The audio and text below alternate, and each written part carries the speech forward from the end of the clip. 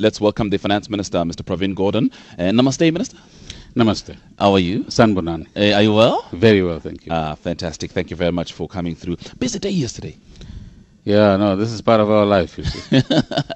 It must be difficult, though. I mean, for instance, just given some of the predictions that people had made about the deficit, about where we are in terms of the economy, but the surprises that came through, it must be difficult, a very difficult balancing act. It's always a balancing act, and it's useful that we have, let's call it vibrant participation. So everybody has a view. Sometimes it's a little bit more than a view, but we hear it.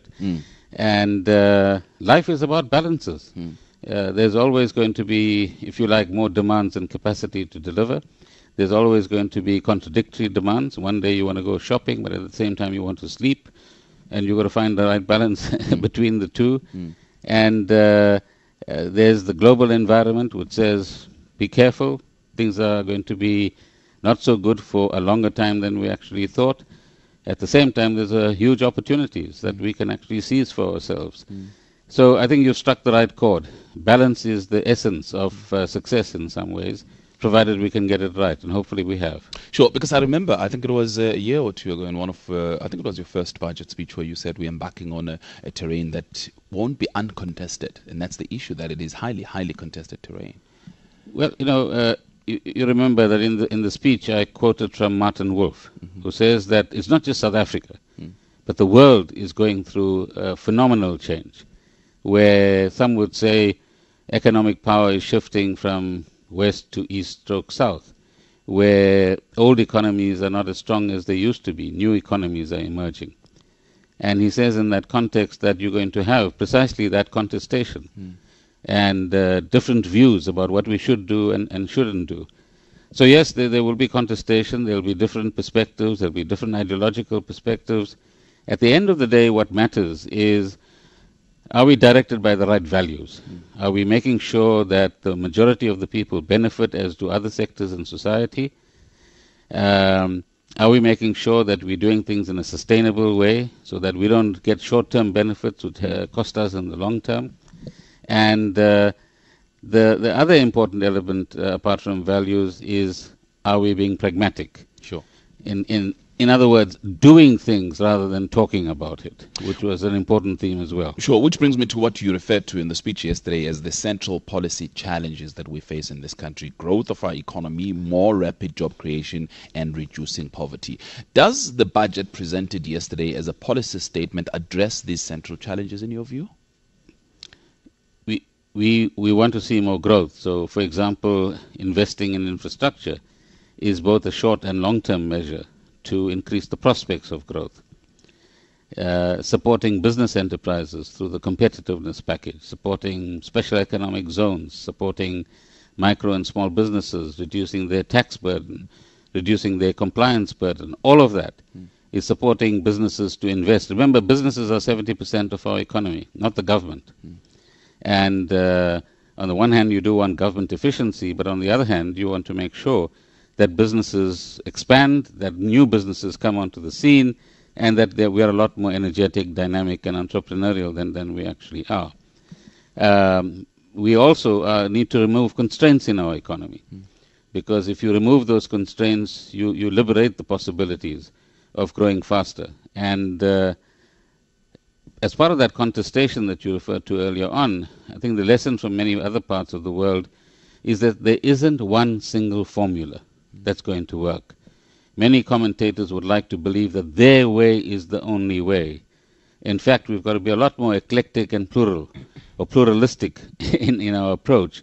We've got to try to tackle this particular problem of growth and jobs from many, many different angles, because you don't quite know which one is going to succeed and which one is going to fail. But this problem of growth is a serious problem, given I suppose, also reflected largely yesterday. I mean, we were talking here, for instance, about the 1.1 trillion rand budget. Yet, in terms of revenues, we're standing at about, 900 billion rand in terms of revenue. It's unsustainable going forward. It's very difficult. How are you going to meet the gap? What are we going to do if the economy grows at about 2.7%? Well, that's why I say you've got to pull. We talk about levers of change. So the one lever is to promote growth. The other lever is to manage our finances. in a sustainable way. So we have evidence which says 4.8, 4.6, ultimately 3. Now, that's just not about a decreasing number. It's also saying that if you're at 4.8, 4.6, you'll be paying about 100 billion rands of interest on your borrowings in the coming year. We were, before the crisis, at 25 billion rands. The more interest you pay, the less you have for expenditure on schools or health or roads or whatever the case might be. And for longer-term sustainability, as you're pointing out, it's important that we keep debt within manageable levels. Most countries have debt of one kind or another. Most households will have debt. The issue isn't debt. The issue is it manageable? You might remember the number that even at our maximum by 2014-15, we only reached 38% of our GDP. And the frightening level, if you like, is over 60%. If you really want to be frightened, Greece 160%, Japan 200%, the United States and the UK 80 to 90%. We are nowhere in that league. But of course we don't want to be either. So we've got to maintain that balance ultimately. Central to assisting in the growth of this economy, of course, is the infrastructure program. But the concerns that have been raised, and I think you touched on it slightly yesterday, about the 68% of the amounts allocated that were spent in 2010 and 2011. That's the problem. Problem is money is allocated, but it's unspent. Half full, half empty. So let's take a half full. It's always good. It's always good, yeah. Right? And say that, yes, that is the problem. I think the good thing is that we as government can say frankly to the country, we have a problem on the spending side. We have a problem on the implementation side. We are a young state that wants to become a lot more competent than we are. And these are the 5 or 6 things we're going to do to compensate for the weaknesses that we've demonstrated until now. And it's not just spending of money, it's spending effectively and cost effectively as well. So I'm optimistic that in the next year or so, we'll be able to put together a series of measures that will enable us to overcome the implementation challenge. So in other words, but the implementation problem in your view is just about capacity? It's about capacity at certain levels. Now, we implemented the World Cup program. Yes. There's an outfit called TCTA that does bulk water delivery, builds dams and all sorts of things. And they operate effectively. Transnet builds rail, manages ports and so on. They have reasonable effectiveness. They can upgrade that. Eskom, after many years, has built 2 power stations. They've learned some lessons. There's been a few delays, but that's important capacity that we've actually built.